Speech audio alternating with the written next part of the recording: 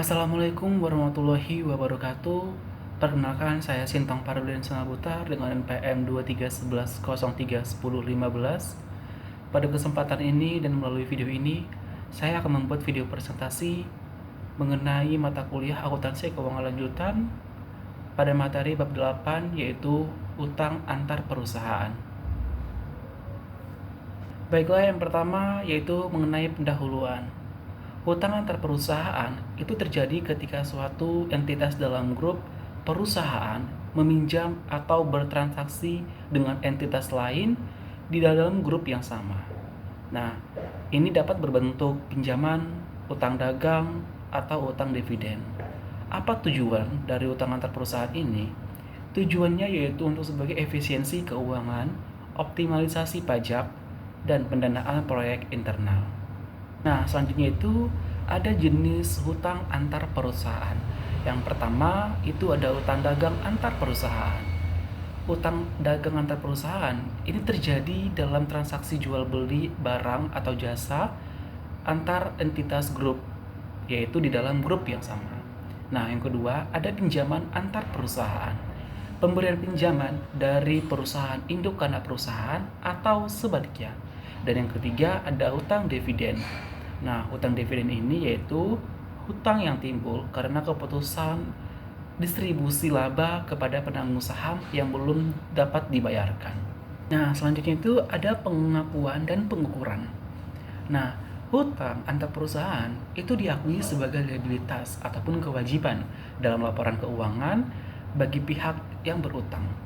Nah, jika memiliki suku bunga, maka dicatat menggunakan metode bunga efektif. Jika tidak berbunga atau berbunga di bawah pasar, maka bisa dikenakan penyesuaian nilai wajar. Nah, ini ada eliminasi antar perusahaan.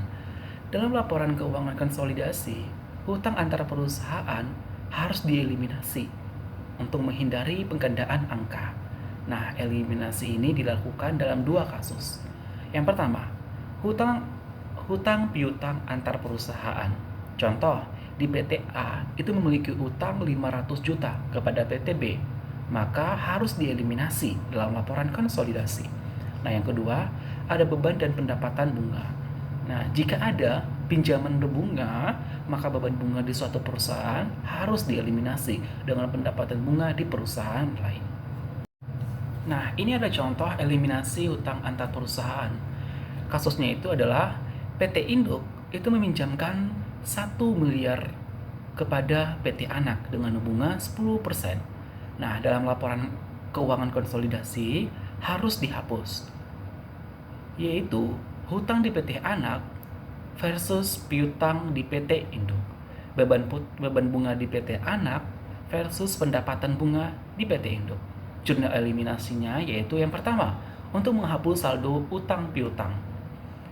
Pada bagian utang perusahaan, di debit dan di kreditnya piutang antar perusahaan senilai 1 miliar. Nah, yang kedua itu menghapus pendapatan dan beban bunga, yaitu jurnalnya pendapatan bunga pada beban bunga yaitu 100 juta. Nah, selanjutnya ada mengenai dampak utang antar perusahaan. Di sini ada keuntungan dan juga ada risikonya. Keuntungan ini bisa membantu perusahaan dan risikonya ini bisa membuat perusahaan akan mengalami masalah yang besar. Nah, yang pertama, keuntungan, yaitu fleksibilitas pendanaan dalam grup.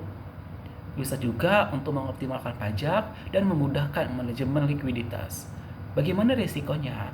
Nah, untuk risikonya tersendiri, yaitu bisa menimbulkan masalah pajak jika dianggap transfer pricing yang tidak wajar, dan juga risiko gagal bayar dari perusahaan dalam grup, dan regulasi ketat di beberapa negara.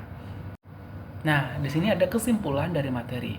Berdasarkan materi, maka dapat disimpulkan hutang antar perusahaan itu merupakan bagian penting dan strategi keuangan grup usaha. Dalam laporan keuangan konsolidasi, hutang ini harus dieliminasi dan pengelolaan yang baik dapat meningkatkan efisiensi keuangan, tetapi juga harus mematuhi regulasi perpajakan dan akuntansi. Baiklah, sekian presentasi yang bisa saya dapat sampaikan. Semoga dapat bermanfaat, dan apabila ada kata-kata yang kurang berkenan, saya mohon maaf. Saya akhirnya mengucapkan terima kasih.